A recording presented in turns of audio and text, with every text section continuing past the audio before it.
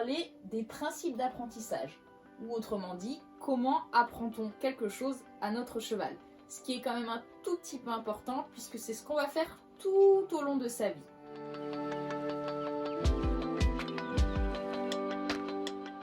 Alors la théorie de l'apprentissage a été établie par les comportementalistes Pavlov et Skinner autour du XXe siècle. C'est l'observation des animaux et des chevaux et différents tests qui vont nous permettre de comprendre, qui nous ont permis de comprendre comment ils fonctionnaient, comment ils étaient capables de retenir quelque chose. L'apprentissage, c'est la modification durable du comportement d'un individu en fonction d'un événement passé, d'une expérience. Alors tout d'abord, ça va faciliter l'apprentissage, c'est-à-dire que le cheval va mieux comprendre et plus rapidement. Deuxièmement, ça va diminuer le stress et donc augmenter le bien-être, puisqu'on sait qu'un cheval qui est dans le stress a des réflexes en quelque sorte automatiques et beaucoup moins dans la réflexion. Enfin, troisièmement, et pas des moindres, ça va augmenter le niveau de sécurité pour le cavalier et le cheval et donc diminuer considérablement les accidents. Alors, afin que tout ce que je vais dire soit très clair, on va commencer par quelques définitions. Qu'est-ce qu'un stimulus ou un signal? C'est un changement dans l'environnement qui va entraîner une réponse comportementale. Ça peut être une aide du cavalier, ça peut être quelque chose qui se produit dans l'environnement autour du cheval. Qu'est-ce qu'un renforcement? Alors, un renforcement, c'est quelque chose qui va augmenter la fréquence d'un comportement ou qui va permettre de rendre ce comportement plus susceptible de se produire.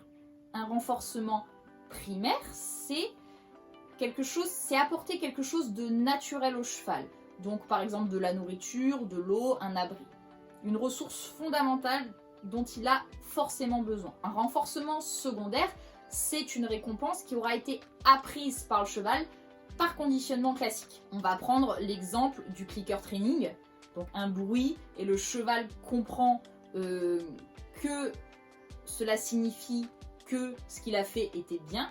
Plus globalement, le renforcement positif, c'est le fait d'ajouter quelque chose en récompense à un comportement.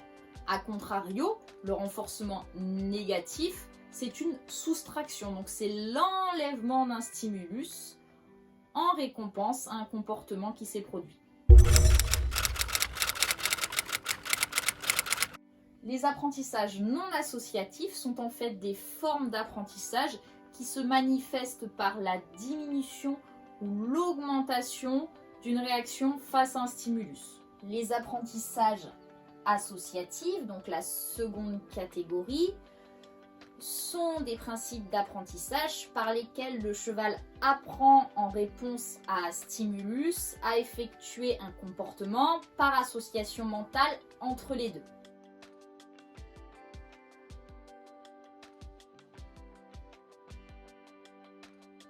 Bien sûr, maintenant je vais rentrer plus en détail dans le fond des choses et vous expliquer précisément comment fonctionne chacun de ces principes.